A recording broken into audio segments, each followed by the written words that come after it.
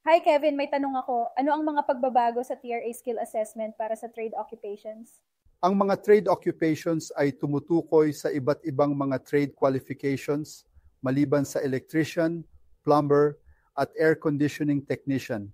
Halimbawa, kasama sa mga TRA qualifications ang mga trabaho tulad ng chef, motor mechanic, carpenter, painter, bricklayer, at diesel mechanic. Dati, kapag ikaw ay nakapagtapos na ng pag-aaral at nag-apply ka na ng TRA skill assessment, ay kailangan mo ng full working rights o kailangan na ikaw ay may kahit na anong visa na mayroong full working rights. Halimbawa, kailangan mong mag-apply ng 485 visa bago ka makapagtuloy ng iyong skill assessment.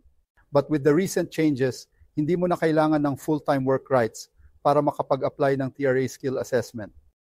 Halimbawa, kung nag-aaral ka ng kitchen management at natapos mo na ang Certificate 4, pwede ka nang magsimula sa skills assessment habang ikaw ay nag-aaral ng diploma course mo.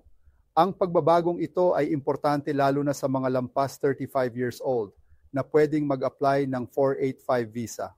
Kahit may mga age restrictions, pwede ka pa ring magpatuloy sa skills assessment sa programang ito nang hindi na kailangan ng full-time work experience.